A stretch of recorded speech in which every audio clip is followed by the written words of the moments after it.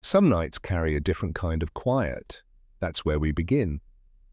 Not with a bang, not with drama, but with the simple acknowledgement that tonight is the kind of night where the weight sits heavier than usual.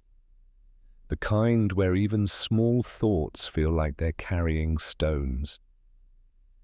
If you've brought any of that heaviness with you, that distance, that uncertainty, that fear of what happens when people we love are far away, you can set it down here for a little while. I'm glad you made it in. Before we start, I want to tell you something. This is a curated sleep experience.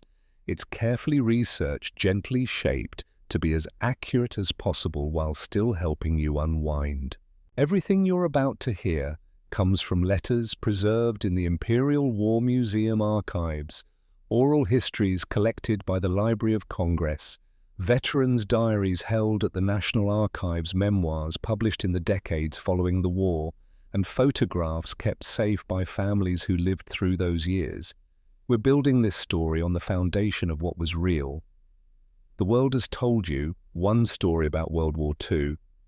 It's a story about battles and strategy, about explosions and heroics, about men running toward danger with rifles in their hands. That story is true as far as it goes, but there's another story underneath it, a quieter story, a story that lived in the hours between the dramatic moments, and that's the story we're stepping into tonight. Between 1939 and 1945, millions of ordinary people found themselves living extraordinary lives shaped by a global conflict they didn't choose. Young men left their homes, some volunteering, some drafted, all uncertain whether they'd ever return. They went to training camps, to barracks, to ships, crossing oceans, to trenches and beaches and distant lands. Meanwhile, their mothers held on to old photographs and checked the mailbox every single day. Their wives wrote letters by candlelight, trying to fill the space between words with everything they couldn't say out loud. Their sweethearts waited, not knowing if waiting was still possible, if distance had already done its work. The story of war is often told through grand gestures and big decisions. But the story of survival, the story of how people actually endured, that's quieter. It lives in morning routines, in the precise folding of a shirt when folding has become the only thing you can control, in coffee that tastes like nothing but warmth when real coffee is a memory, in the anticipation of mail call, that moment when your name might be called, and suddenly you have proof that someone remembers you exist. In letters written by lamplight about small things that felt enormous when you were miles away from everyone you loved. This story explores those quieter moments, the daily routines and small acts of connection that sustained people through years of separation, the ordinariness that made the extraordinary bearable. We're going to move through one particular day in one particular barracks in England in 1943. Not a day when anything dramatic happened, not a battle day or a departure day, just an ordinary day that felt exactly like the one before it, and exactly like the one that would come after. But underneath that ordinary surface lives everything that makes survival possible. Now, before we begin, let me ask you to do something. Turn on a fan if you have one. The white noise will help. Dim the lights in your room. Feel the weight of your pillow beneath your head. Let your breathing slow down. There's no rush. We have time. We have all the time in the world, actually, because this is a story about how people fill their time when they have nowhere to go. For the next hours, we're going to move slowly. We're not rushing to a climax. We're not building towards some dramatic moment. We're waking up in a military barracks in Nottinghamshire, England. We're going to move through this day as it actually moved, moment by moment, routine by routine, thought by thought. Some moments will feel repetitive. That's not a flaw. That's the entire point. Repetition is what survival looks like. Routine is how people endure separation. when you feel your mind drifting, let it. That's not you losing focus. That's you doing exactly what our main character, James Edward Hartwell Jim, as his friends call him, is doing right now. You're existing in the space between duty and dream. You're learning how to be present in a place you never wanted to be. You're discovering, as he is, that sometimes survival isn't about being happy or even being comfortable. Sometimes it's just about showing up, about reaching across the distance, about believing that someone is waiting. So settle in, let the world outside fade away. There's a barracks that smells of damp wool and cold smoke. There are 35 men sleeping around you. There's a letter in your pocket, just one from someone you love, and you haven't removed it even for sleep. There's a routine waiting that will begin in exactly 5 hours and 30 minutes when a sergeant walks through these barracks and says the same 3 words he says every morning. There's a war happening somewhere far away, but in this moment the war is distant. What's present is the cold, the darkness, the sound of men breathing around you, and the question that wakes you up before the alarm ever could. How much longer can I do this? And underneath that question is the real question. Is someone waiting for me? Does my life matter to anyone but me? By the end of this day, by the end of this story, you'll know the answer. You wake before dawn, not because of the alarm. That hasn't come yet. You wake because your body has learned to anticipate it. After 4 months in this barracks, your nervous system has absorbed the schedule so completely that it no longer needs the bell to tell you it's time. Your eyes open in the darkness and you lie still for a moment, catching that last fragment of the dream you were having, something about home, something about your mother's kitchen before it dissolves into the present. The darkness is complete. That's one thing about English winters you didn't expect. They don't give you a gentle morning. They don't ease you from sleep with gradually lightening skies. They give you hours of black, and then suddenly it's supposed to be time to be awake. The sky won't turn grey for another 30 minutes. Right now it's just dark. A darkness so complete it feels like the world might never come back. Your eyes adjust slowly to the shapes around you. The silhouette of the bunk above you empty because Private William Reardon is out on patrol until next week. The outline of your footlocker at the end of your cot, everything inside folded to regulation standards. The narrow strip of window that shows you absolutely nothing but the promise of grey to come. The air smells like you've learned to expect it. Damp wool primary above all else. The kind of smell that comes from uniforms that never truly dry in this climate. Beneath that cold smoke from the stove they keep burning all night in the corner of the barracks, meant to take the edge off the cold, but mostly just adding its own metallic quality to the air. And underneath both of those things, something else. Something that's 35 men sleeping in a space designed for 20. Not unpleasant exactly, just undeniable. The smell of proximity, of shared breath of bodies that haven't had a private moment in months. The smell of being known whether you want to be known or not. Around you, 35 other men sleep in narrow cots arranged in neat rows. Some sleep with their faces turned toward the wall as if by turning away they could escape. Some sleep flat on their backs, mouths slightly open, lost completely to exhaustion. One man in the cot to your left that's Private Marcus Washington from Georgia coughs, a small sharp sound that disturbs the carefully maintained quiet.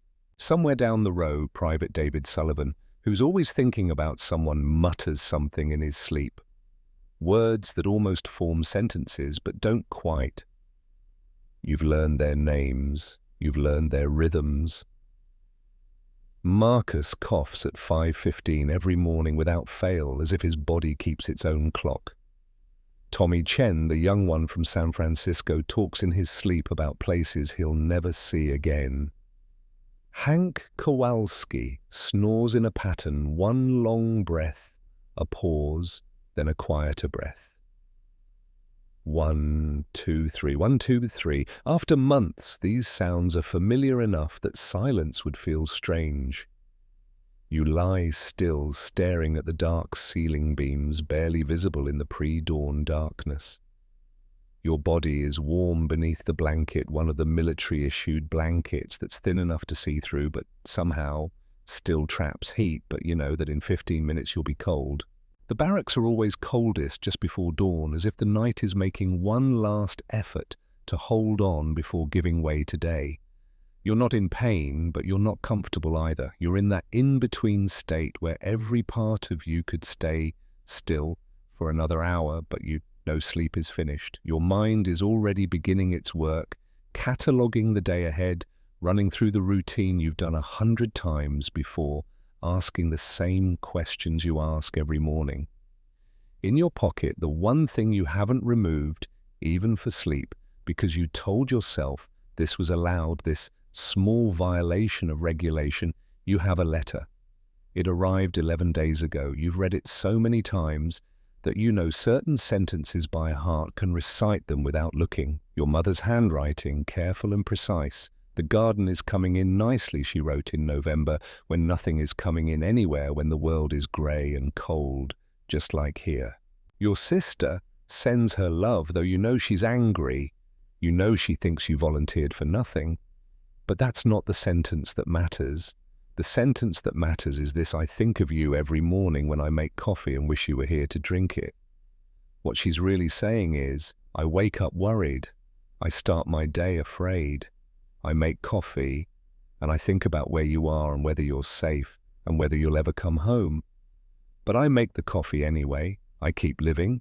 I keep doing the things I did before, because if I stop doing them, then maybe you've won.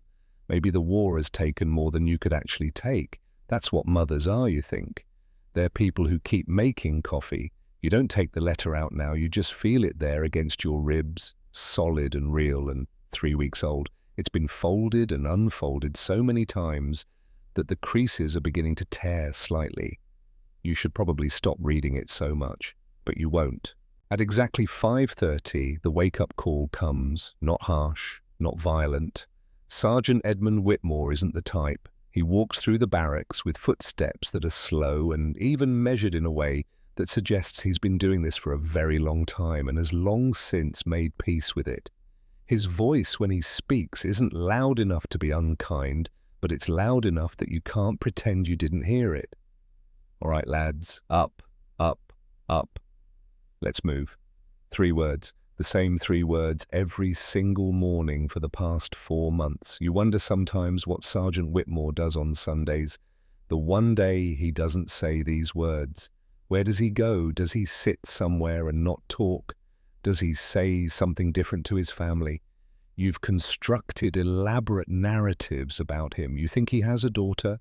You think he lost his wife to something mundane, influenza maybe, or an accident. You think that's why his voice, when he says those 3 words, contains a kind of gentleness. But these are all stories you've invented. The truth is probably simpler and sadder. You swing your legs out of bed. The movement is automatic now, not requiring any thought. Your uniform is folded on the footlocker. You did that last night before sleep, the same way you'll do it again tonight. Your boots stand upright beside your cot, where they've been every night since someone found a scorpion in their boot 3 months ago. A man from Montana, you think, or maybe Nebraska. He taught everyone the boot ritual. Check 'em every time, he said. Scorpions don't care about military courtesy. Your feet touch cold floorboards, and the shock of it wakes up your body in a way the sergeant's voice hasn't quite managed. It's such a specific cold, not freezing, but colder than your skin under the blanket, and the contrast is almost violent. Your toes curl involuntarily. Around you, every other man makes the same movement simultaneously. Swing legs, feel cold, stand up. The choreography is so practiced now that it feels like a dance you all learned and have performed 1,000 times. Even the groans are synchronized. Even the small sounds of reluctance follow a pattern. Marcus groans softly but sits up anyway. His face still has sleep creases on it from the pillow. That's something nobody tells you about military life. You never feel fully awake. You're always caught between states. Too tired to be fully present, but too alert to slip back into real sleep. "Another glorious day in paradise, lads," Marcus mutters. It's not original. He says something like this every morning. You've heard enough variations that you could probably predict the next thing he'll say, but there's something comforting about it anyway. The repetition, the certainty that Marcus will complain, that Sergeant Whitmore will move on, that the cold floor will shock your system, that the day will proceed exactly as it has for the last 100 days. For some reason right now, that certainty feels like a gift. You dress quickly, the uniform has become a second skin. Buttons in a specific order, you learned this in the 3rd week and it's been automatic ever since. Laces with particular loops that you tie without looking. Everything has its place and its method. Your fingers work automatically now, muscle memory taking over. While your mind wanders, you think about home. You think about Catherine O'Brien, who you left behind, who you haven't heard from in 8 weeks, and who you're trying very hard not to think about because thinking about her makes the waiting harder. The washroom is crowded. 35 men try to shave and wash at the same time in a space designed for maybe 12. There are 3 rows of sinks. Each sink has 2 faucets. The mathematics don't work, but everyone has learned to pretend they do. You've learned the rhythm. Grab your towel, find a small space at the sink, secure it with your body, complete your business, move on. The whole process should take 5 minutes. If you're slow, 8. If you're careful, someone else will want your space, and you'll have to move anyway. The water runs cold from the taps. This isn't exaggeration or complaint. There is no hot water in this barracks. You've heard rumors that somewhere else in England, some other unit has hot water. You don't believe it. You've learned that most rumors about other units are invented to make other places seem better than they are. The cold water doesn't matter as much as you thought it would before you came here. Your body adjusts, your expectations adjust. You splash your face, and the shock of it brings you fully awake in a way that hot water never could. The cold is aggressive. The cold insists that you stop dreaming and come back to the present. There's a particular violence to cold water on a half-asleep face. Your whole nervous system jolts. Your breath catches. Someone beside you, you think it's Marcus, though you can't see clearly. Without your glasses, which are somewhere on the shelf, with all the other glasses, a jumbled pile, where you mostly guess which ones are yours, mutters something about bastards with the cold water. But he's splashing his face too, so he doesn't really mean it, or he means it, but accepts it as part of the system. You reach for your razor. The razor is dull. You keep meaning to ask about getting it sharpened, but the person who does that is hard to find. Maybe you'll ask today. Maybe you'll ask tomorrow. Maybe you've thought this every day for a week and you'll keep thinking it. The mirror shows a face you still recognize, but one that has changed. It's not dramatic. It's not like you've aged 10 years. It's more subtle than that, something in the set of your jaw, something in the tightness around your eyes. There's a scar on your cheekbone from the 3rd week of training, a moment of violence. You can't quite remember, something to do with a rifle butt and a fight that happened too fast. Your hair is shorter than you'd wear it at home. Your skin has that particular pallor that comes from living without much sun and a lot of institutional food. You're changing and you're watching yourself change, and there's nothing you can do to stop it. The man next to you this time, it's definitely Tommy Chen, hums quietly while he shaves. He hums the same song every morning. It's from a radio show back home, you think, or maybe from a movie. You don't remember how you know it, but you recognize it well enough that sometimes you find yourself humming it too. The song is slightly off-key in his voice, but that might just be the acoustics of the washroom, which echoes everything and makes bad singers sound worse and good singers sound acceptable. You begin the careful work of shaving with the straight razor. It requires focus. One wrong move and you draw blood. You've never been particularly skilled with it, even though your father had a straight razor on his dresser, and you watched him use it sometimes, that particular ritual of men preparing themselves. Now you have this ritual too, and you're still not good at it, but you've stopped cutting yourself daily. So maybe that's progress. The washroom is steaming slightly from all the bodies and running water. The mirrors are fogged. You can see clearly for maybe 3 seconds after wiping the mirror with your hand. 3 seconds to check yourself, to make sure you're not bleeding, to make sure the face in the mirror is still yours. Then the fog returns and you're left shaving by feel trusting your hand and the muscle memory of 100 mornings that were mostly like this one.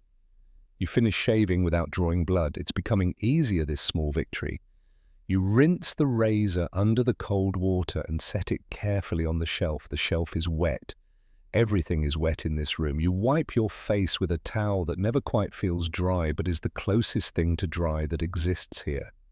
Around you, the other men finish their morning ablutions. Hank Kowalski, who's 23 and from Chicago, and somehow already seems ancient compared to the younger soldiers, splashes his face and comes up shaking water out of his hair like a dog.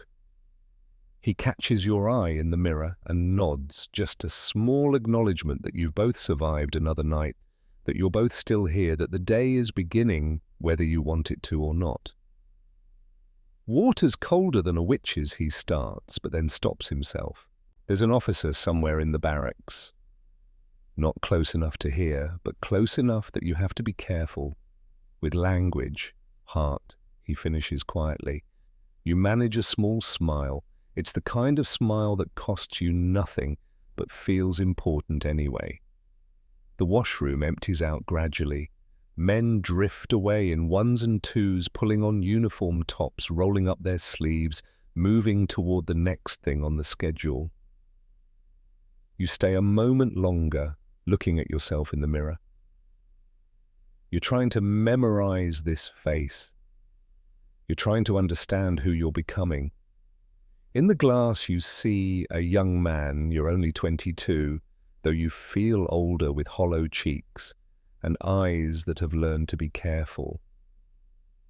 A young man who's learning to exist in a place he never wanted to be, doing things he never wanted to do, for reasons that make sense when officers explain them but feel less clear when you're alone at night.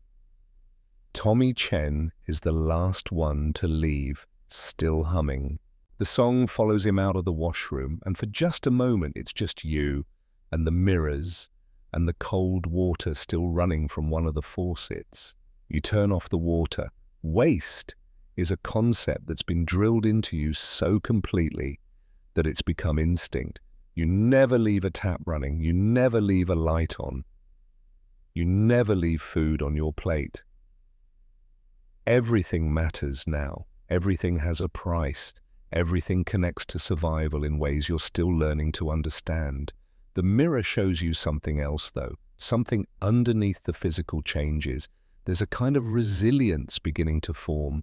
You can see it in the way you're standing, the way you've learned to occupy space without taking up too much room. You're becoming a soldier, or maybe you're becoming something else. Maybe you're becoming a person who can endure. Maybe that's what soldiers are. Not men who want to fight, but men who've learned they can survive things they didn't think they could survive. You leave the washroom and head toward the breakfast area. The bell will ring in 3 minutes. You know this because you've timed it. You know the schedule better than you know your own heartbeat. The path from washroom to mess hall takes you past the inspection point. The Lieutenant Captain James Ashford, who's maybe 35 and clearly from a different world than you, is already there, checking that the beds are made correctly, that the footlockers are organized according to regulation. You feel his eyes on you as you pass, though you keep your gaze straight ahead. Looking at an officer is allowed, but too much looking is considered presumptuous. You're learning the subtle language of military protocol, the way every movement carries meaning. The mess hall is already beginning to fill. The smell of breakfast precedes you porridge, mostly with something that might be eggs and something that might be toast. The servers are lining up behind the counter, metal spoons in hand, ready to ladle the morning meal into your bowl. You join the line and grab a tray. It's dented on one corner from years of use. You pick up a bowl, a plate, a spoon, a fork. The fork has 2 tines instead of 4. You take it anyway because there isn't another option, and because you've learnt not to care about things like broken forks.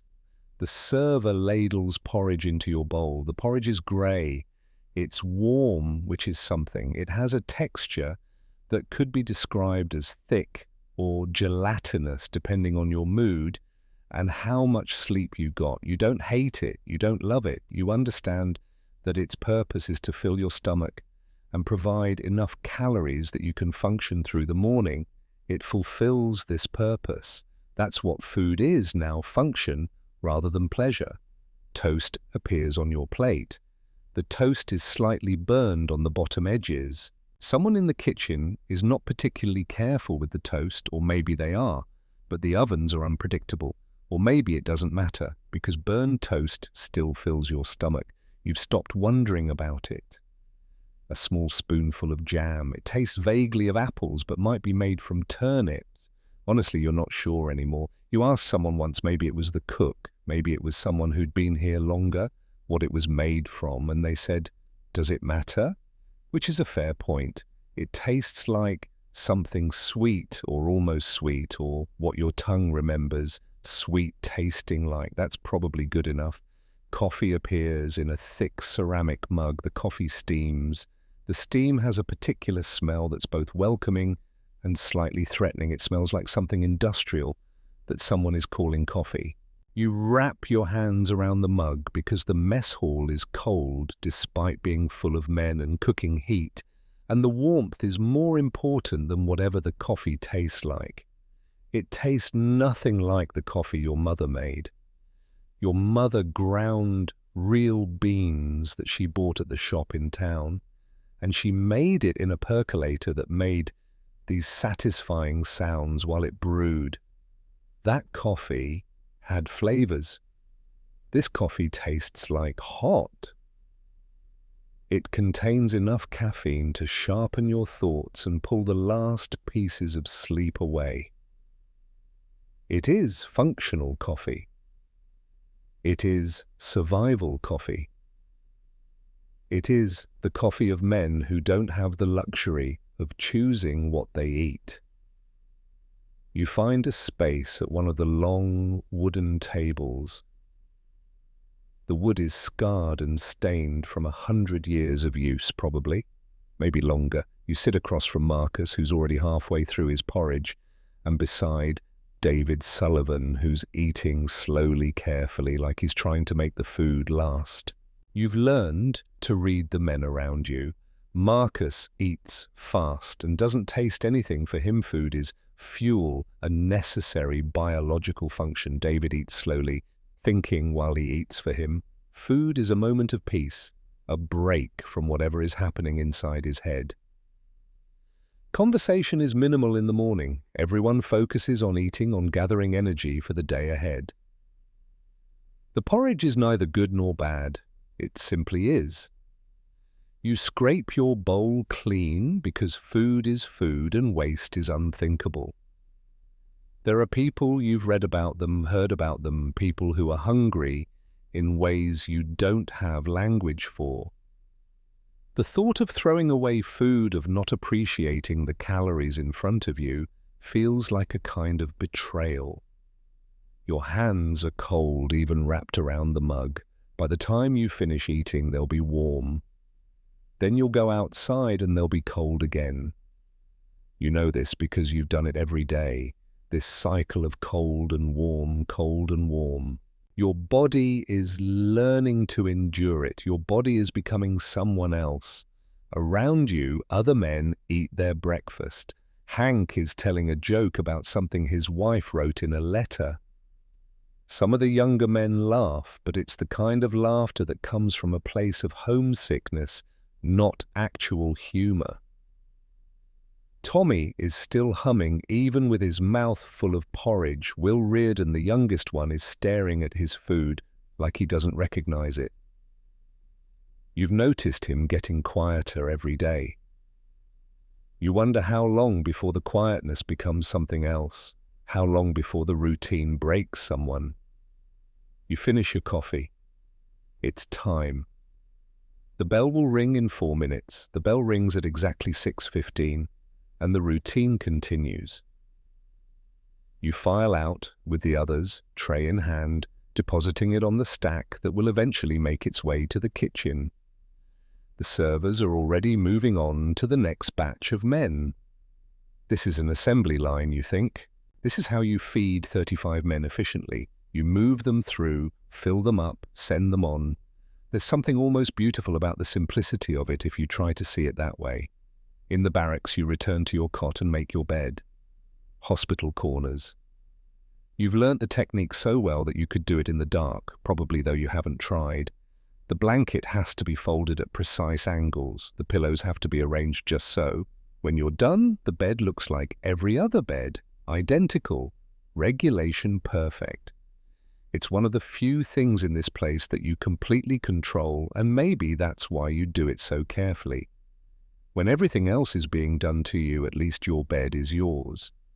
The first inspection comes at 6:45. You stand at attention beside your bunk. Attention means back straight shoulders, back eyes, forward arms at your sides with palms facing inward. You've been standing at attention long enough that your body understands the position without your mind having to remember each component. It's muscle memory. Now, the same way you know how to tie your boots without looking.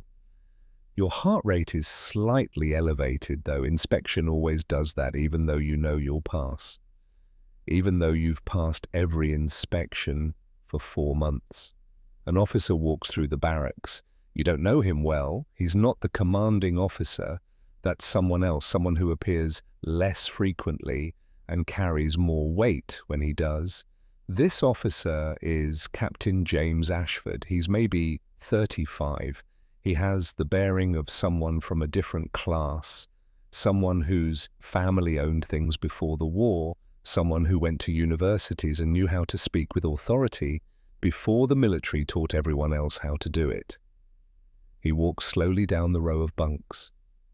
You hear his footsteps. You don't move your eyes to follow him, that would be breaking attention, but you hear him and you know he's coming. He checks that beds are made with hospital corners. Hospital corners are made by folding the blanket in a very particular way that you will learnt in the 3rd week here. And if you try to deviate from it, your corners fail and you have to redo the whole bed. You've made hospital corners enough times that you could do it blindfolded, but every morning while you're doing it, you're slightly aware of the possibility of failure. The blanket doesn't always cooperate with the geometry required. Your corners are correct.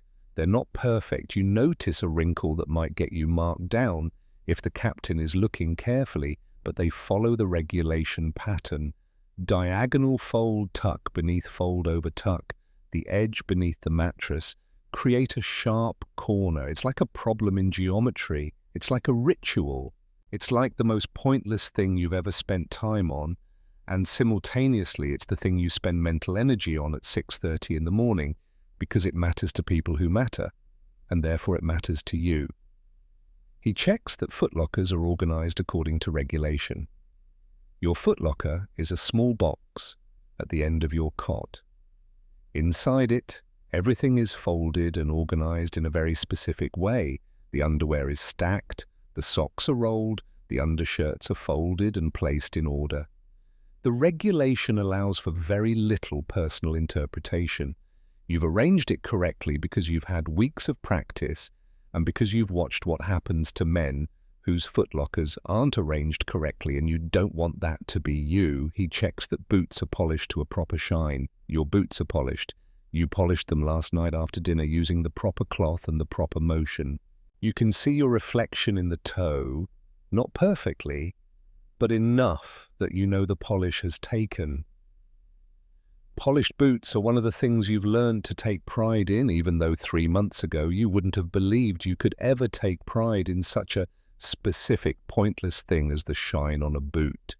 The captain moves down the row. He stops in front of your bunk for maybe 3 seconds.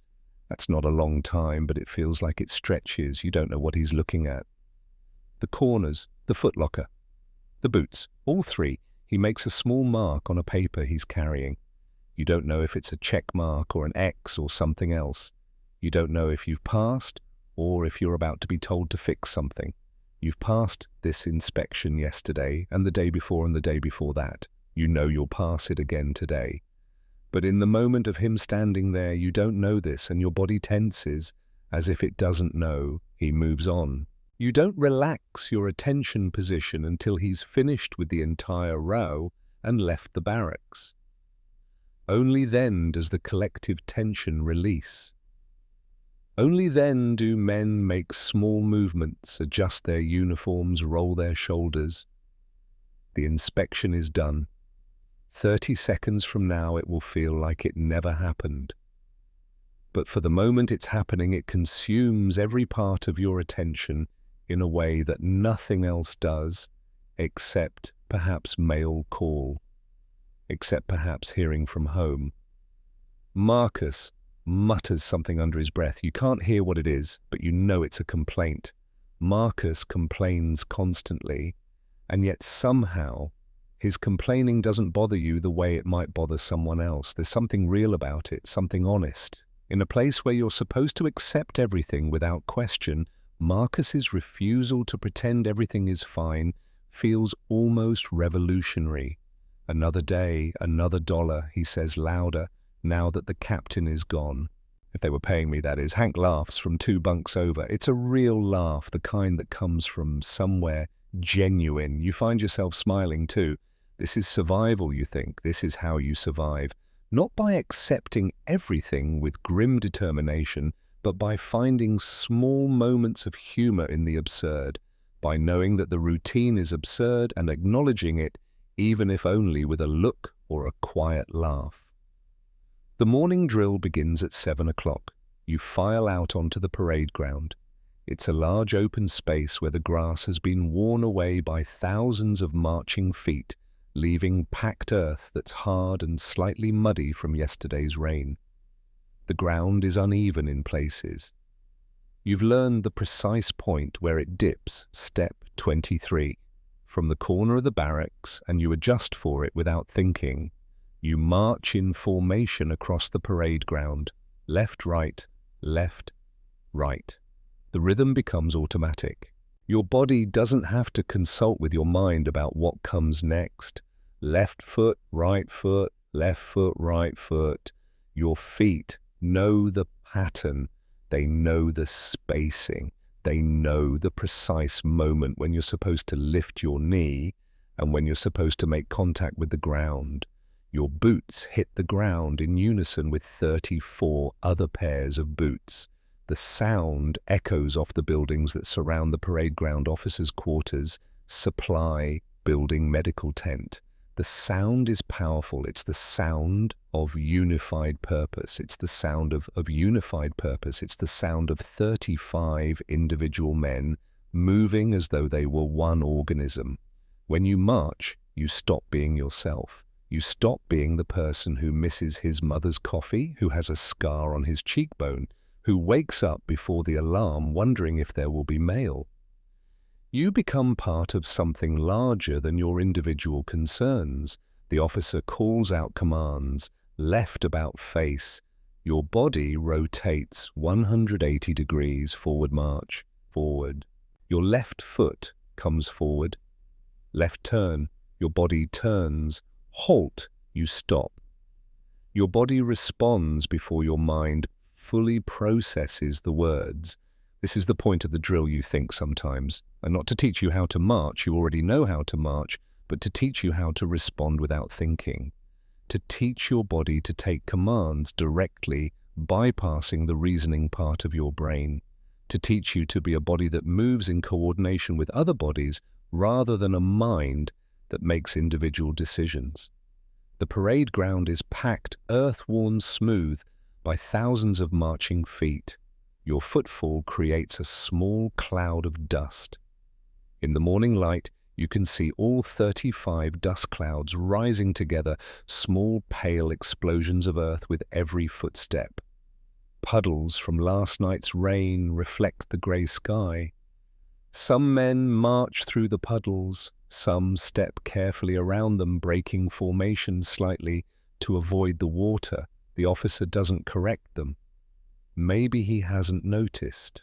Maybe he's chosen not to notice. Your uniform absorbs the dampness from the air.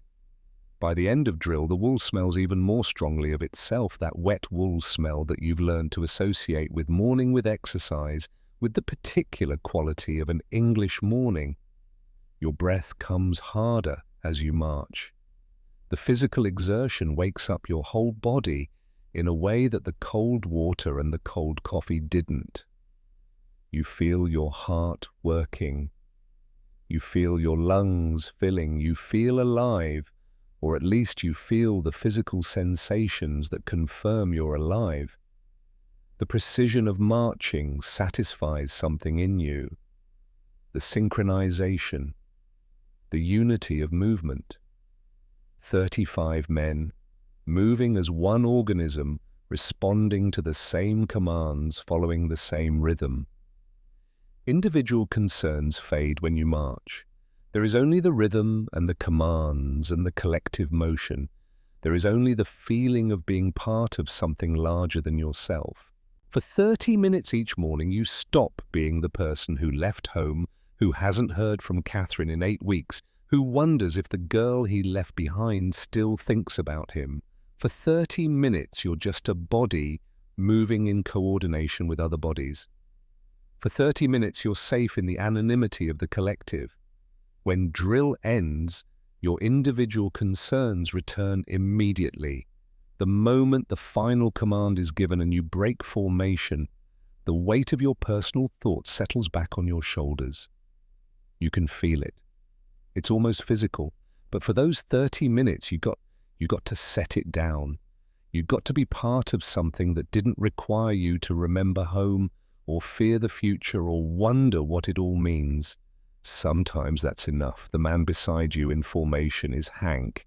He catches your eye as you're coming to attention. There's an understanding there, unspoken but clear. You both survived this. You both made it through another drill.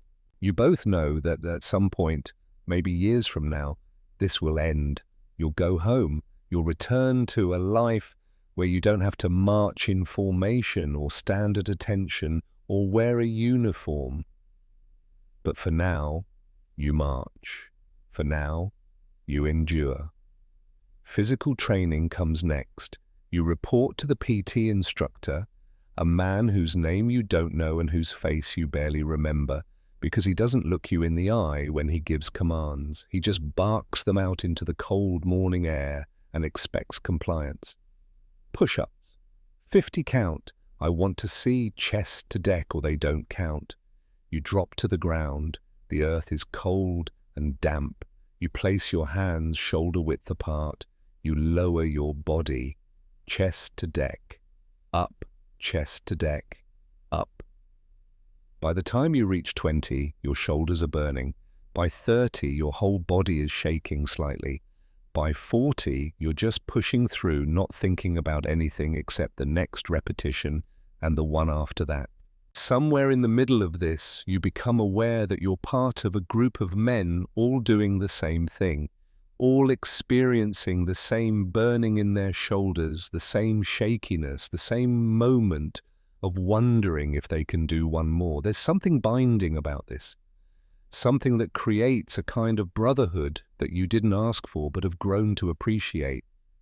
These men, Marcus, who's pushing through with his usual determination, Will, who's struggling, who might not make it to 50, but who's trying anyway, Tommy, who hums between breaths. They're not your friends, not exactly. They're just men you exist alongside day after day.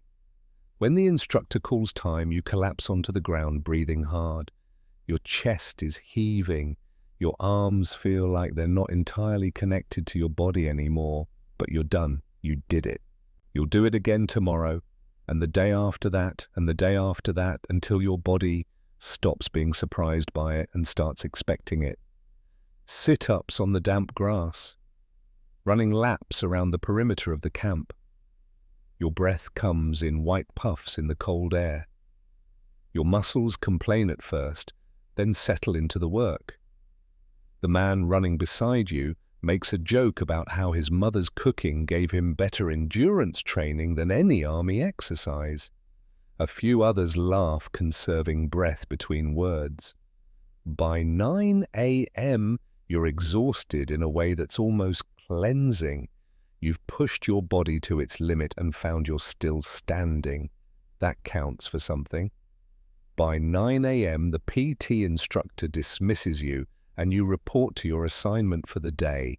This is where your day diverges from some of the others, where Marcus goes to supply, checking inventory loading trucks, and where Will goes to maintenance, and where Hank ends up in the motor pool. You are assigned to the mail office. The mail office is housed in a tent near the administrative building. It smells differently than the barracks, not of wool and sweat, but of paper and ink and possibility. This is where connection happens. This is where the outside world reaches into this place and reminds you that you still exist to people beyond these gates. You're not alone here. There's a Corporal Jensen who oversees the mail sorting and 2 other soldiers who rotate through. But mostly it's quiet work, repetitive work, work that requires focus but not creativity. The work itself is simple letters arrive in batches from the postal service. They're in various states of preservation, some pristine, some water-damaged, some with postmarks so faded you can barely read them.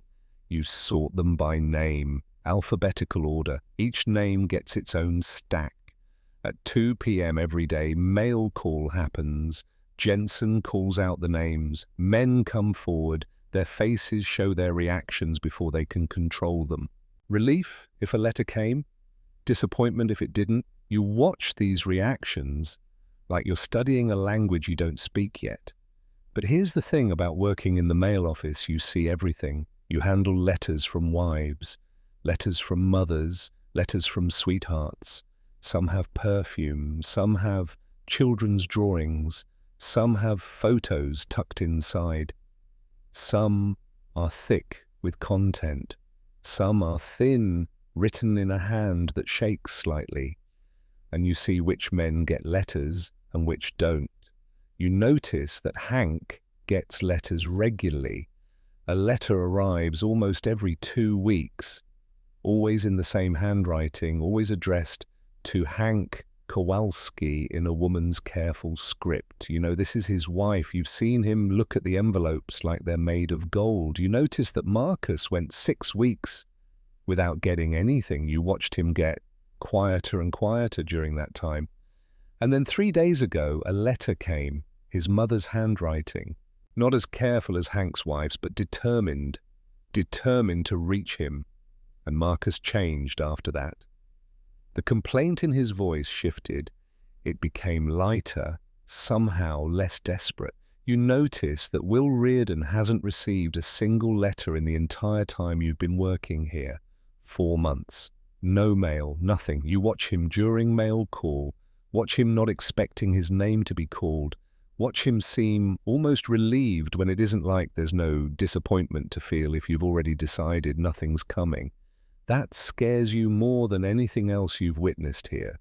And you notice that Catherine's letters have stopped. There used to be one every week, then every 2 weeks, then sporadic, then nothing. 8 weeks of nothing. You don't know why. You run through the possibilities. She found someone else. She decided distance was too hard. She moved and he doesn't have the new address. She's hurt and making a point. She's waiting for you to write something more meaningful than the letters you've been sending. She's lost interest. She's moved on. The torture of not knowing is worse than the torture of knowing something concrete, even if that something is bad. You work through the morning, sorting letters, stacking them, checking names against the roster. By noon, you break for lunch. The food is roughly the same as breakfast, a sandwich with dense bread cheese that's sharp and slightly crumbly, an apple, if the supply shipment came in recently. More coffee or sometimes tea that's strong enough to strip paint, or so the jokes go. You eat quickly because lunch break lasts only 30 minutes. The afternoon will continue with more work. Time moves differently here. Hours can feel like minutes when you're focused on a task. Minutes can feel like hours when you're waiting for something to happen. You've learned to exist in this strange temporal state where calendars matter more than clocks, where you mark time by mail deliveries and weekend passes rather than by the position of the sun. By 4 p.m. a brief rest period is announced. 2 hours of free time before dinner preparations. You have a choice now. You could join the card games that Hank and some of the others are running. You could listen to the phonograph in the recreation tent. You could sit outside if it's not too cold. You could write a letter. You choose to write. Around 4 p.m. you return to the barracks for the rest period. Some men head to the recreation tent where someone has set up a card game. Others go outside seeking quiet. A few lie on their bunks and stare at the ceiling, lost in their own thoughts. You pull out paper and a pencil. The paper is thin and slightly rough, military issued, stamped with some official insignia you stopped reading weeks ago. The pencil needs sharpening. You carve a fresh point with your pocket knife. The shavings fall onto your blanket. You brush them away, can't leave evidence for inspection. You stare at the blank paper for a long moment. This is always the hardest part. Not the writing itself, but the beginning. What do you say to someone you haven't seen in 4 months? What do you tell your mother about a life she can't picture? How do you bridge the gap between here and there? You think about Catherine, you think about the silence, you think about what you want to tell her if you ever hear from her again. Would you tell her you're angry? That you're hurt? That you've been waiting, like she's been waiting? If she's been waiting, and that you're scared? The distance has already won, that maybe she's already made a decision and you just haven't received the letter that explains it. Instead, you pick up your pencil and begin to write to your mother. Dear Ma, I hope this letter finds you well. The weather here has been cold, but we're managing. The food is adequate. The routine is consistent. These sentences are true but not real. They're the sentences you write because you can't write the true ones. You're translating chaos into acceptable words. You're protecting her from what she can't help with. There's a whole language developing inside you, the language of what you can say and what you can't say. The language of survival. You want to write, I miss you so much that sometimes I can't breathe when I think about it. I'm not sure what I'm doing here or if any of this makes sense. I'm scared. I wake up afraid. I fall asleep afraid.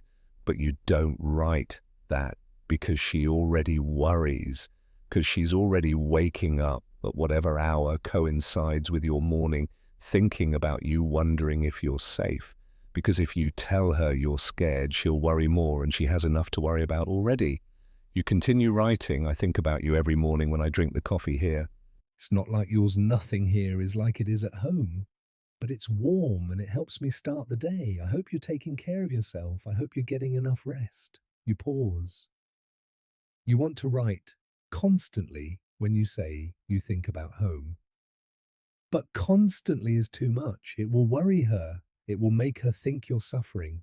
She needs to believe you're coping. She needs to believe you're fine, or at least fine enough. You continue, I think about home. I hope the garden is coming in nicely. She's not actually gardening. That's the code between you. The garden means the normal things, the small things, the things that keep life moving forward. She's asking you in her letters to keep believing that normal life exists somewhere, and you're asking her to keep living it, to not let the waiting destroy her. I hope you're being kind to yourself. That's an order from me to you, Ma. Take care of yourself the way you take care of everyone else. This is the real message. You need her to know that her survival matters to you, that you're not just waiting to come home. You're waiting for her to keep living. You tell her about the men you're with, nothing too specific, nothing that could be used tactically if the letter is intercepted, but enough so she knows you're not alone. I'm part of a unit of good men. We look after each other. You write, I'm proud to be serving. I understand why this matters. The work is important even when the work is routine. This isn't entirely true. You don't think about the war much. You think about survival. But she needs to believe you believe in something beyond yourself. She needs to believe your sacrifice means something. You finish the letter the way you always finish them. I hope this letter finds you safe and well. I will write again soon. All my love, Jim. The formality of it is strange. You don't normally speak like this. But something about letters requires formality. Something about the distance requires official words, as if official words will survive the journey better than honest ones, as if the weight of all my love, Jim on paper counts more than a casual love you, Ma, spoken face to face. You read over the letter. It's 2 pages. It took maybe 20 minutes to write. You said nothing important, really. You said nothing about the fear or the uncertainty or the way Catherine's silence is eating away at you. You said nothing about Will Reardon who's breaking, or about the way you're all just waiting, all of you, for something. For letters. For the war to end, for someone to tell you that you matter. But underneath what you wrote between the lines, all of that is there. Anyone who knows you well enough would understand. Your mother will read this letter and she'll know you're surviving. She'll know you're thinking of her. She'll know you're coming home someday, even if it takes years. And that's all she needs to know. You fold the letter carefully, twice, then you place it in an envelope. You write your mother's address on the front, her address in Connecticut, which you've been writing on envelopes for 4 months now, but which you still have to think about for a second before the muscle memory takes over. The address feels ancient, like it's from another life. You will give this letter to Corporal Jensen tomorrow morning. He'll put it in the outgoing mail. It will begin its journey in about 2 weeks, if the mail isn't delayed, if the ship carrying the mail doesn't get torpedoed. If anything goes right at all, your mother will receive this letter. She'll open it carefully. She always opens letters carefully, as if she's afraid of tearing something precious. She'll read it slowly. She'll read it again. She'll put it in a drawer where she's keeping all the other letters you've sent, and she'll add it to the stack. And she'll believe what you've written. She'll believe you're fine. She'll believe you're proud. She'll believe you're coming home.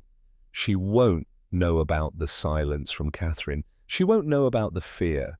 She won't know about the way you're learning to endure separation, the way you learn to endure cold, by accepting it, by finding the routine that gets you through, by believing that eventually it will end. But she will know that you love her. That's the one thing that comes through clearly. That's the one thing that survives the distance intact. You look at the envelope, you're holding it, your own words, enclosed your own attempt to reach across the distance and touch someone you love. Around you, other men are doing the same thing. Marcus is writing something. Dave is writing too, his handwriting different from yours, faster, more desperate somehow. Tommy is lying on his bunk, humming instead of writing. Hank is already finished his letters written, his connection to home already made secure for another few days. And you think about what this means. All of you simultaneously trying to reach across distance, trying to maintain connections that geography is dissolving, trying to be loved by people who are gradually forgetting them or might be forgetting them or might not be forgetting them at all. And everyone knows this. And everyone is doing it anyway, because the alternative is accepting that the distance has won. The alternative is silence. And silence is worse than anything. You finish sealing the envelope. The flap of the envelope is glue that tastes faintly of chemicals. You press it down, and just like that, your words are enclosed. They're no longer yours. They belong to the postal system now. They belong to chance and luck and the hope that the ocean between you and your mother will permit safe passage.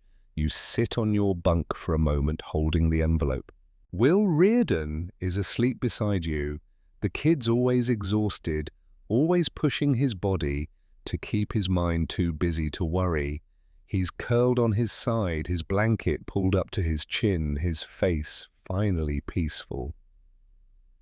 You wonder what he dreams about. You wonder if he dreams about home, or if his mind is kind enough to create new worlds where home doesn't exist and therefore doesn't haunt him.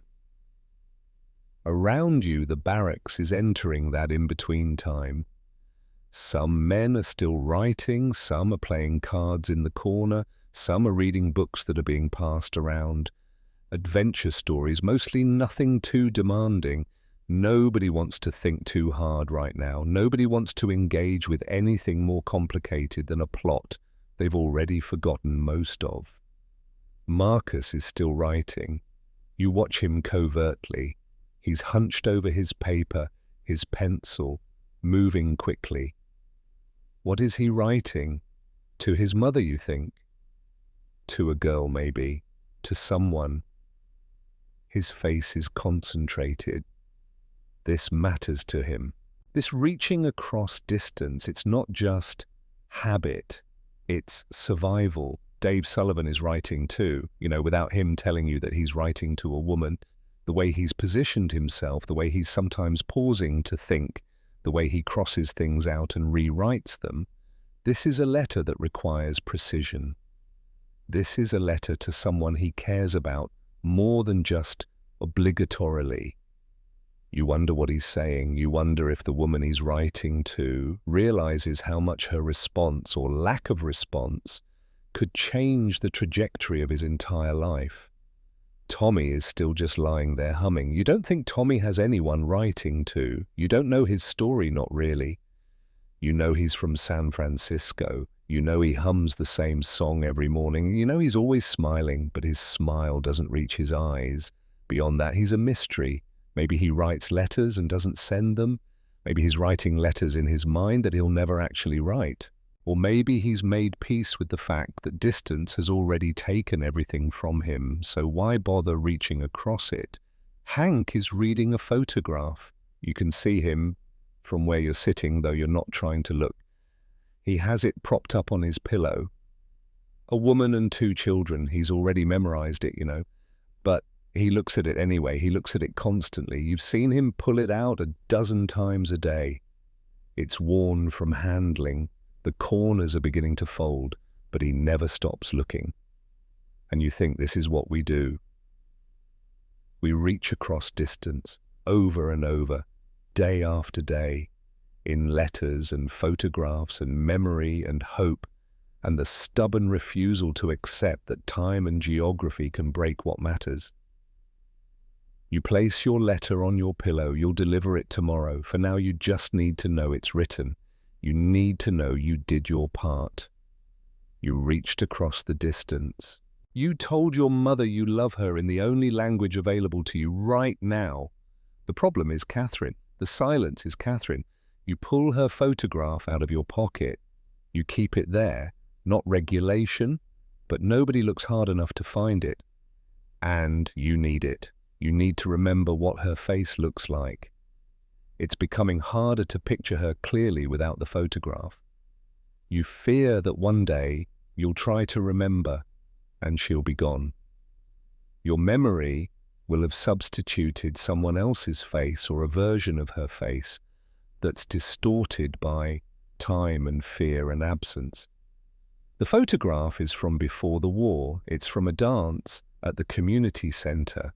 She's wearing a blue dress, and she's laughing at something someone said just before the photograph was taken. Her hair is down, she usually wore it up. Her eyes are bright, she looks happy. She looks like someone who's not carrying the weight of distance. You turn the photograph over. On the back, she's written, "Jim, don't forget me. Love, Catherine." Simple words, don't forget me. It's not I love you. It's not I'll wait for you. It's not I'm scared. It's just don't forget me. It's a plea. Don't let distance take this. Don't let separation make me a memory that fades. Hold on to me even when we're apart. But you haven't heard from her in 8 weeks. You think about writing to her. You think about putting it all into a letter. The fear, the uncertainty, the questions, are you still there? Are you still mine? Did you find someone else? Are you waiting, or have you moved on, but you know you won't? Because if you send those words and she doesn't respond, then the silence becomes official. It becomes something you can't ignore anymore. Better to maintain the fiction that she's still yours. Better to believe the mail system is just slow. Better to imagine her writing you a letter that's on its way, that will arrive tomorrow or next week, that will explain everything. You put the photograph away. You hold it for a moment longer, though. You let yourself really look at her. You let yourself remember what it felt like before the war, before distance, before you learned that love might not be strong enough to cross oceans. Dave is standing up now. He has his letter. He looks lighter, as though writing has released something. He walks toward the door, probably to find Jensen and add his letter to the outgoing mail. You watch him go. You stand too. You pick up your letter. It's time to do the ritual of passing it on. The mail tent is quieter at this time of day. Most of the sorting is done. Jensen is there organizing bundles, preparing for tomorrow's delivery. He looks up as you enter. Another letter from the world, he asks. To my mother, you say.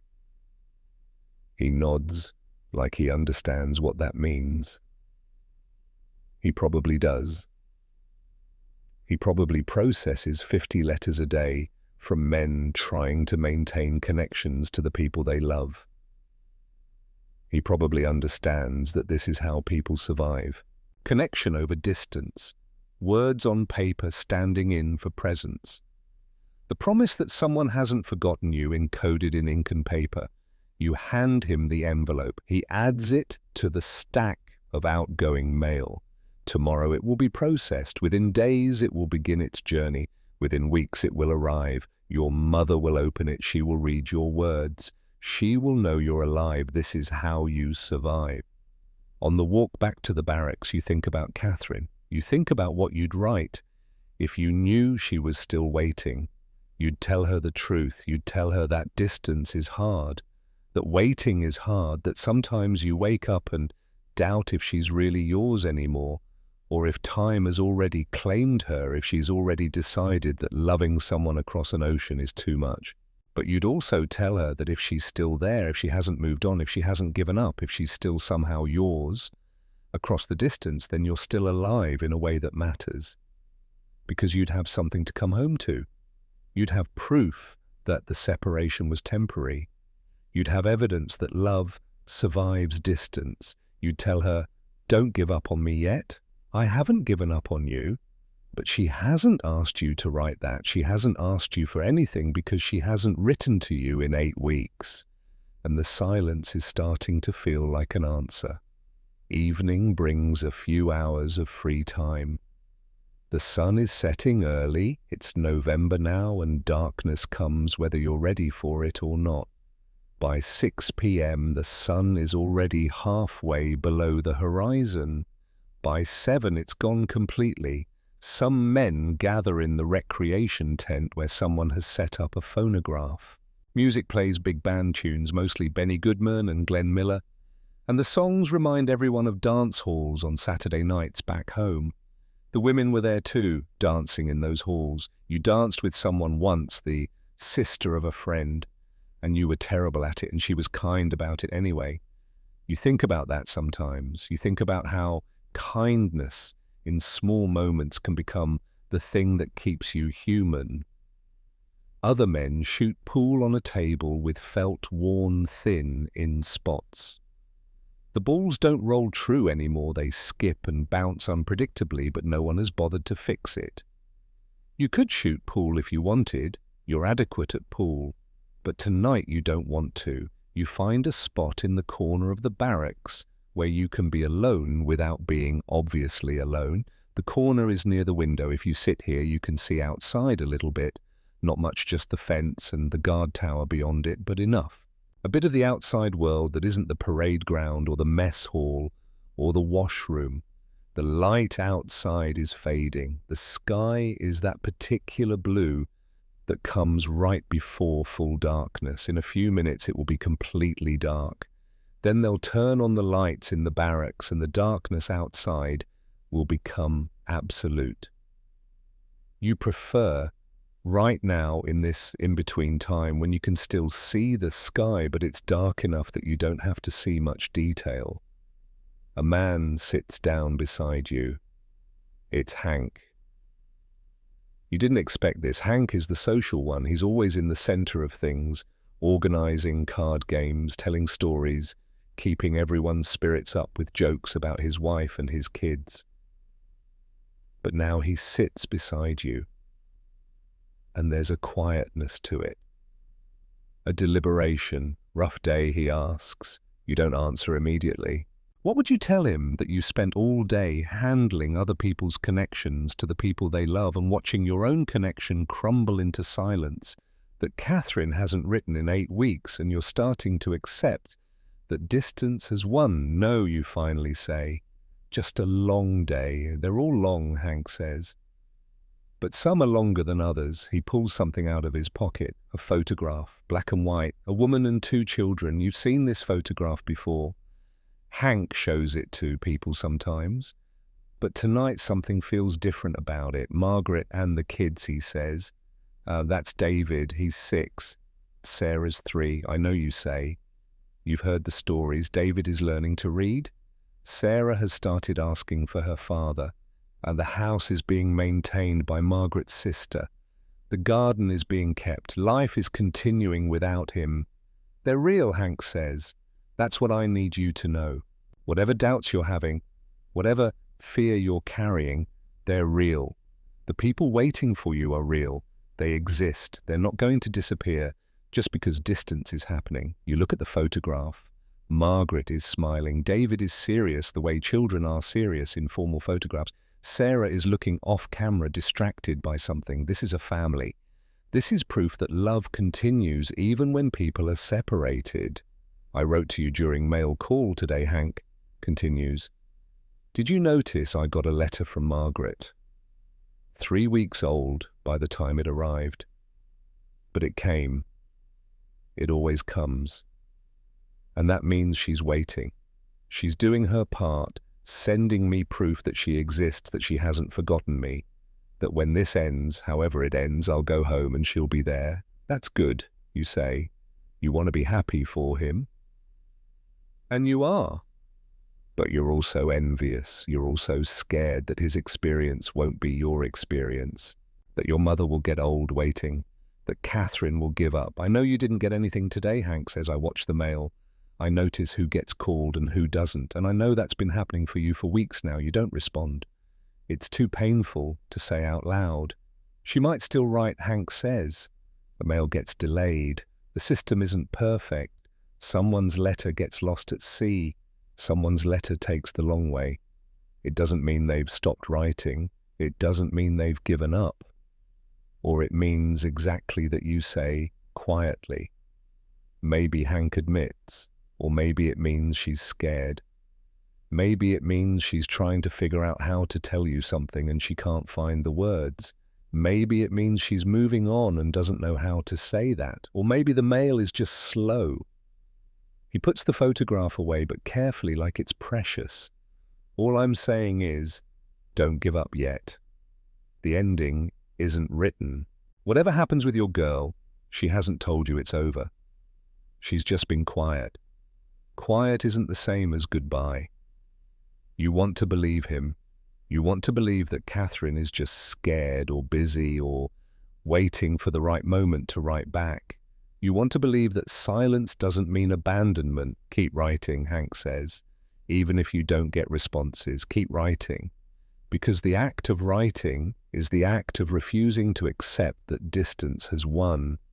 And as long as you're refusing, you haven't lost yet. He stands up. Card game's starting if you want to join. You decline. You're not in the mood for cards.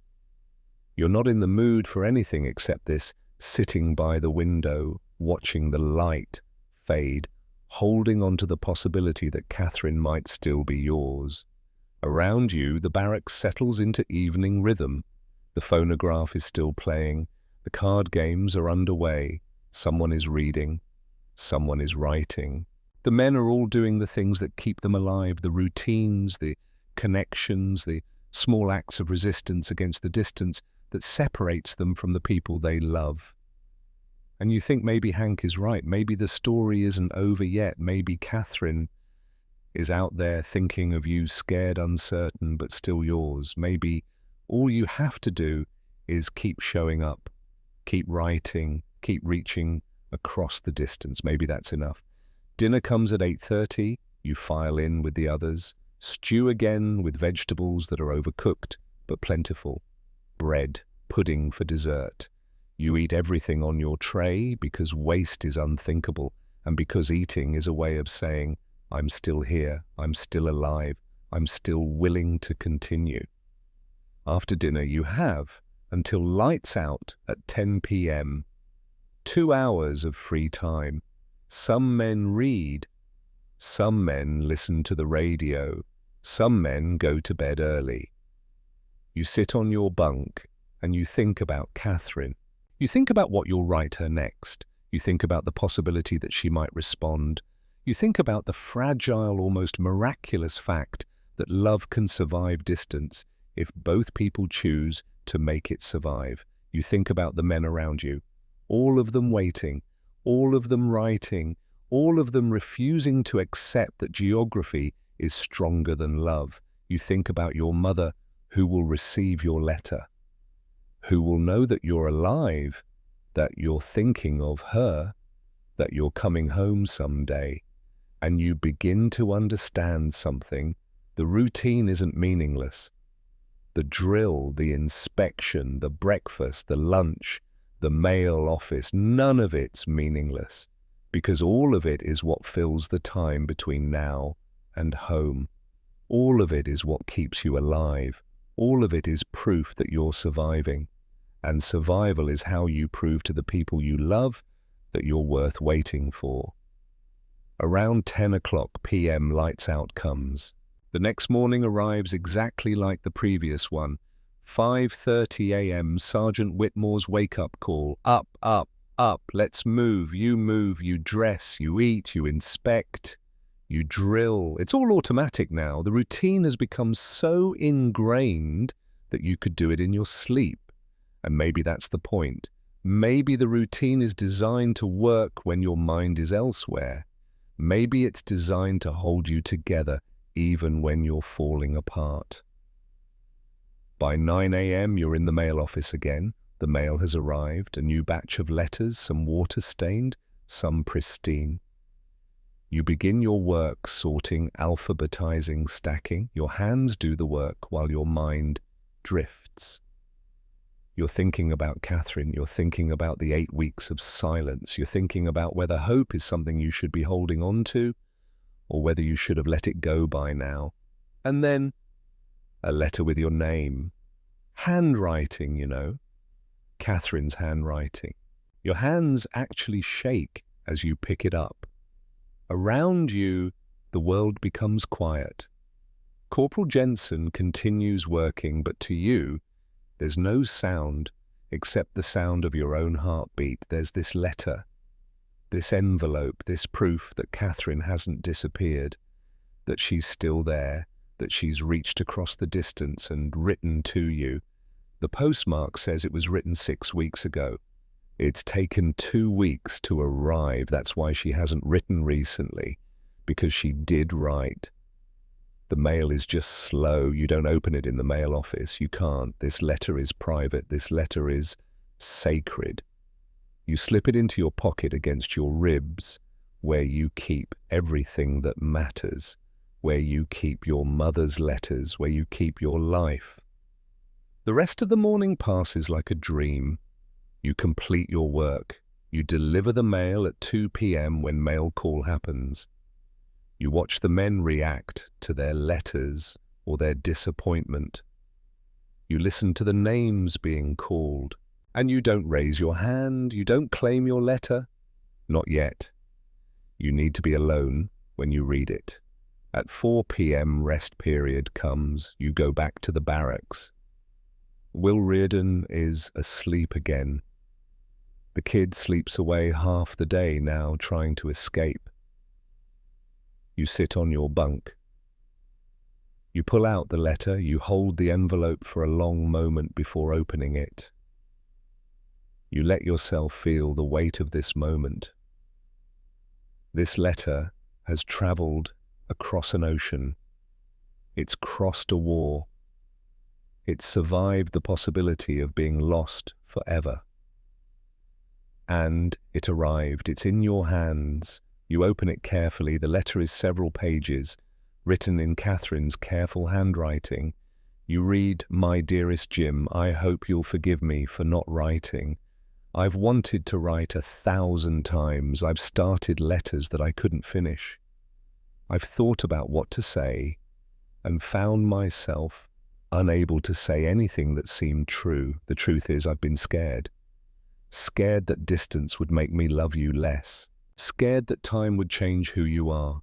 Scared that when you come home, if you come home, you won't recognize me or I won't recognize you. My mother said I should move on. She said it's not fair to either of us to wait. She said that war changes people and I should let you go so you can survive without the weight of waiting for me. I almost listened to her. But I realized something. Love isn't about whether distance breaks it. Love is about choosing to reach across the distance anyway. I'm reaching across it now. I don't know what will happen. I don't know if you'll still love me when you come home. I don't know if I'll still be the Catherine you remember. But I know that I'm the Catherine who loves you, and I'm going to be here.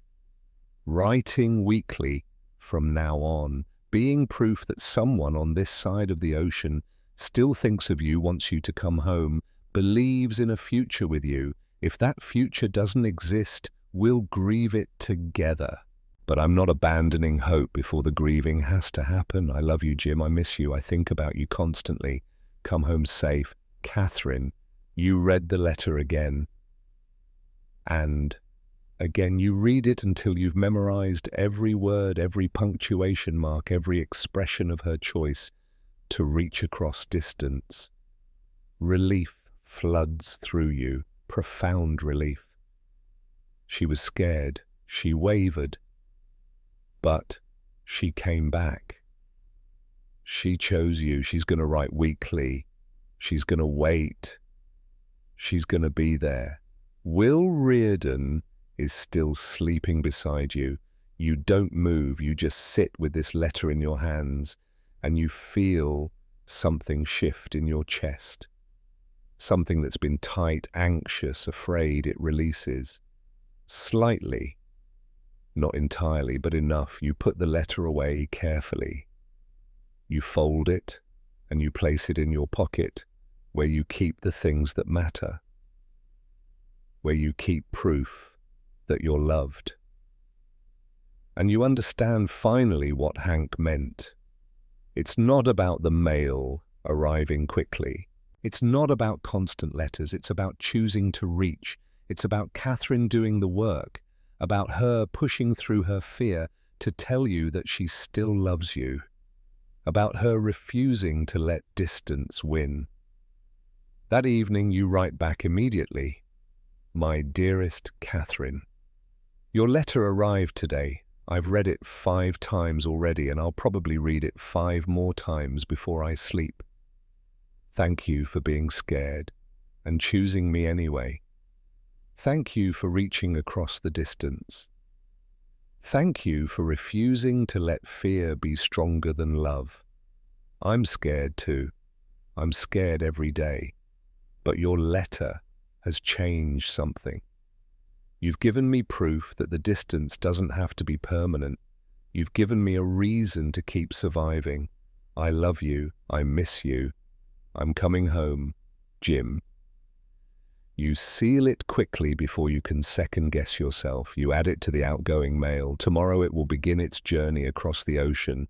In 2 weeks, Catherine will hold this letter in her hands. She'll know that you received hers. She'll know that you choose her too.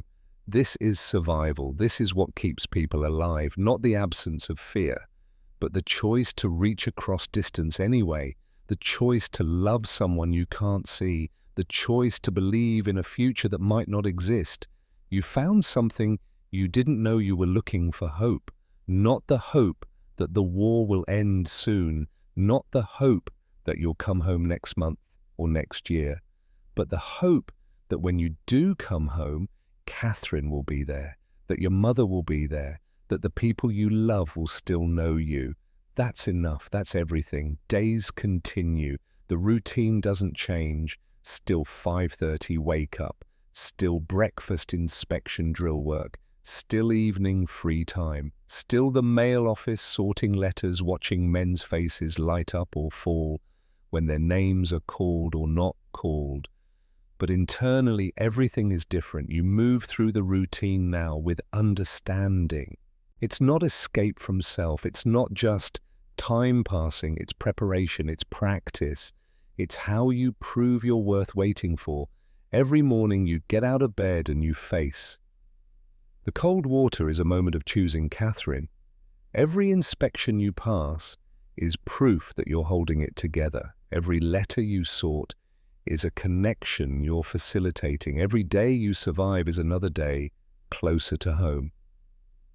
You join the card games now. You have something to offer: hope. The men notice the change in you. They watch the way Catherine's letter has steadied something inside you. Some of them ask about her. You show them the letter carefully, reverently. You tell them the story: 8 weeks of silence, then her letter arriving, then understanding that she was scared and reached across it anyway. Will Reardon listens. Will has been slowly breaking day by day, but something in your story reaches him. He asks quietly, "Think my mum will write?" Maybe you tell him, or maybe she will, and the mail is slow. Or maybe she will when she knows you want her to. Write to her. Tell her you need her.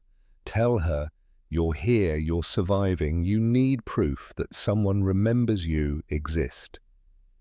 A week later, Will receives a letter from his mother. Short, awkward, but there. And something in his face changes. He stops crying at night. He starts sitting with the group sometimes instead of always being alone. He's not fixed, not completely, but he's not breaking anymore. Marcus's mother writes every 2 weeks. He's written back now, and there's a steady conversation happening across the distance. His voice has changed. The complaining has taken on a lighter quality. He has proof that he's remembered. He has proof that home still exists. Dave's letters are returned to him sometimes. The woman he's writing to, you're pretty sure now it's someone specific, hasn't responded to several of them. It's painful to watch, but he keeps writing, he keeps reaching. And one day a letter comes back. You see his face when it happens. The relief is visible, physical, transformative. Hank's wife writes faithfully. Margaret sends photographs. The children are growing. David is learning to read. Sarah is becoming more verbal. The house is being maintained. Life is continuing. And Hank has proof of it every 2 weeks. He has concrete evidence that his family still exists, that they're waiting, that when he comes home they'll be there. You begin to understand the mathematics of survival. It's not about the length of the letters. It's not about how often they arrive. It's about the choice. About both people choosing to reach across distance. About refusing to let time and geography destroy what matters. You write to Catherine every other day now, sometimes just small things, sometimes longer reflections. You write about the men around you, you write about the routine, you write about your fear, you write about your hope, and you ask her to write back, even if it's just to tell you she's still there. She writes back, not always immediately, because mail is slow, but she writes, sometimes long letters, sometimes short ones, but always present, always choosing you. Your mother continues to write. Shorter letters, less frequently, but still there. She's aging, you can feel it in her handwriting. Her concerns have shifted. She's worried about you, but she's also starting to think about what happens when you come home, what comes next, how to rebuild a relationship that's been interrupted by years of separation. You think about this too. You think about what it will be like to see her face again, to see Catherine again, to return to a world that's continued without you, that's changed without you, that might not have a place for you anymore, but you're willing to find out because they're reaching across the distance too, because they're not giving up on you, because you matter to them enough that they're willing to try. The routine sustains you while you wait. The drill teaches you discipline. The inspection teaches you to care about details. The mail office teaches you how precious connection is. The meals teach you to appreciate sustenance. The evening free time teaches you to find moments of peace in chaos. By the end of November, something has shifted. The war still continues somewhere far away. But in the barracks, there's a kind of peace. Not contentment, not happiness, but acceptance. The men have learned how to endure. They've learned how to reach across distance. They've learned that love can travel, that hope can survive. That if you keep choosing the people you love, eventually you'll get to go home. And that's what you're surviving for. Not for victory, not for glory, but for the possibility of home, for the possibility of holding Catherine again, for the possibility of sitting with your mother and drinking coffee and having time pass slowly enough that you can actually see each other's faces. The routine has become your salvation.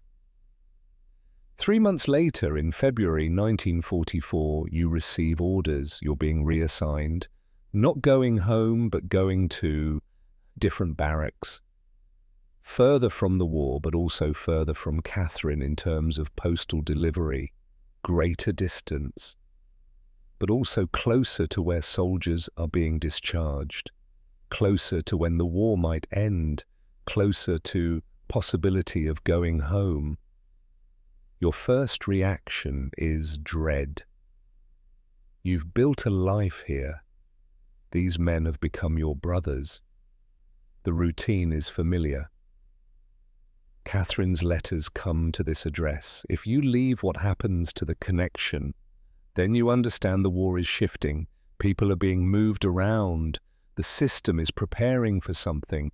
Maybe the tide is turning. Maybe home is closer than you thought. The night before leaving, you gather with your men. Hank, Marcus, Tommy, Will. Others. You don't talk much. You don't need to. You just sit together. The phonograph plays Tommy's song. The card games continue. You exist in the space between goodbye and not goodbye because you'll probably see each other again eventually. You probably won't. Hank hands you something. a photograph, a copy of his wife and children. So you remember he says, so you know that people wait. So you know that when you get scared, you can look at this and remember that it's possible. You look at Margaret and David and Sarah. You think about Catherine. You think about your mother. You understand what Hank is giving you proof. Tangible, physical proof that love survives distance. Thank you, you say. Marcus offers you something too. A card, an address. My cousin, he says. When you get home, you look him up. Tell him Marcus said you're good people. He'll take you out, introduce you around, help you figure out civilian life again. Will just hugs you. The kid has transformed. He's received letters from his mother now. Not many, but some. Enough. He's going to survive this. You too, he tells you, you made it possible to survive. Don't forget that. Tommy gives you his song. That's all just the memory of his constant humming. But it's enough. It's the memory of normalcy, the proof that even in chaos, humans create small rituals that keep them sane.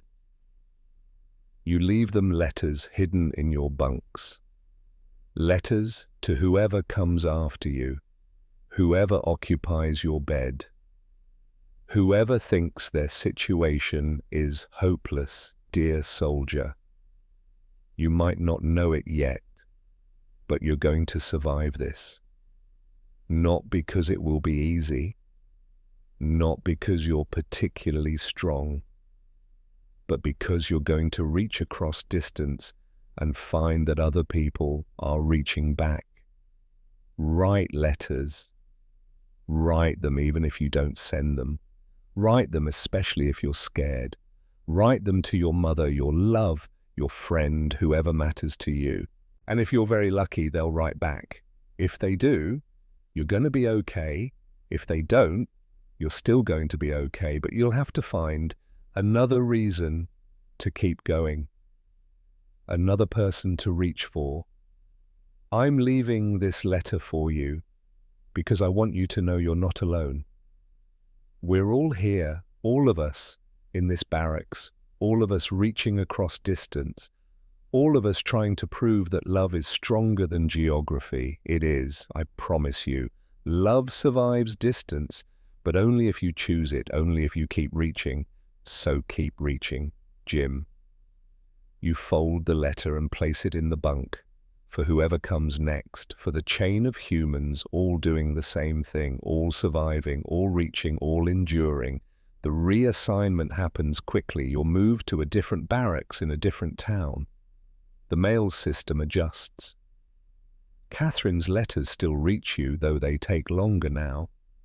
Your mother's letters follow. The connection persists. Distance changes, but love adapts. Months pass. The war continues, but something is shifting. Soldiers are being discharged. News comes of the European campaign. The possibility of coming home feels less theoretical and more real. In May 1945, the war in Europe ends. You're eligible to go home. You have to wait your turn. The system is processing thousands of men, but you know it's coming. During the wait, you receive a package from Catherine. Not just letters, but a package. Inside a hand-knitted scarf. Catherine has learned to knit. Every stitch was her reaching across distance. A photograph, a new photograph. Catherine smiling, still the woman you love, slightly older, but unmistakably Catherine. And a jar. Homemade jam, made in her mother's kitchen with Catherine helping, thinking of you the whole time. You wear the scarf despite the summer heat. You look at the photograph daily. You share the jam carefully rationed with the men around you. Each small spoonful is proof that love survives. That people on the other side of the ocean are still thinking of you, are still waiting. In September 1945, your discharge comes through. You're going home. The train ride is long. The bus ride is longer. But eventually you're back in Connecticut. You're back where you started, though everything has changed. The town is the same, but you're different. The world is the same, but it's been 3 years, and you're not the same person. Catherine meets you at the station. She's more beautiful than you remembered. Not because your memory was false, but because beauty has been supplemented by the knowledge that she waited, that she reached across distance, that when you doubted she chose you anyway. You embrace for a long time. Neither of you speaks. Words aren't necessary. Your mother is waiting at home. She cries when she sees you. She doesn't recognize you at first. You've changed that much. But then she does. And she holds you. And you're home. Over the next weeks and months, you rebuild. You find a job. You begin to build a life with Catherine. You spend time with your mother, relearning how to be her son after being a soldier for so long. You write to Hank and Marcus and Will and Tommy. You exchange addresses, phone numbers, the information that lets you stay connected to the men who saved your life simply by existing alongside you. Years later, when you're older, you'll look back on those months in the barracks and you'll understand what they meant. They weren't wasted time. They were foundation. They were the place where you learned how to endure, how to reach across distance, how to love someone you can't see, how to believe in a future that exists only in hope. You'll tell the story to your children. You'll tell them about a young man who learned in a barracks in England that love survives distance if both people choose to make it survive. That routine has meaning, that showing up matters, that small acts of reaching across the distance between us are what keep us human. And on quiet nights, you'll read Catherine's old letters. You'll look at photographs from the war. You'll remember Hank and his wife's photograph. You'll hum Tommy's song, which you never did learn the actual name of. You'll think of Will, who became strong because you showed him how. And you'll understand that war gave you the gift of knowing what matters. It took distance to teach you that love is durable. It took separation to teach you that reaching across it is what makes you human. You survived, not because you were unbreakable, but because you were part of something, because people waited, because you kept choosing them day after day, letter after letter, moment after moment. That's what it means to be far from home, and that's how you get home again. So, dear listener, as you're drifting off to sleep, and I hope you are by now, your mind soft and your body heavy, I want to leave you with this. If you're listening tonight and you're missing someone, if you're carrying distance, if you're wondering whether the separation is too great, whether love can cross it, whether you should even bother trying to maintain connection across the gap that's between you and the people you love, I want you to know what Jim Hartwell learned. You matter to someone. Maybe they haven't written yet. Maybe the mail is slow. Maybe they're scared, like Catherine was scared. But somewhere, someone is thinking of you. Someone is choosing you. Someone is reaching across the distance. And your job, your only job, is to reach back. Write the letter, make the call, send the message, show up, keep choosing. Because that's what love is. It's not the absence of distance, it's the choice to reach across it anyway. Sleep now. Sleep knowing that you matter. Sleep knowing that distance can be crossed. Sleep knowing that tomorrow you can reach out to someone you love and tell them they matter to you. That's all they need. That's all any of us need. Someone chose you. Now choose them back.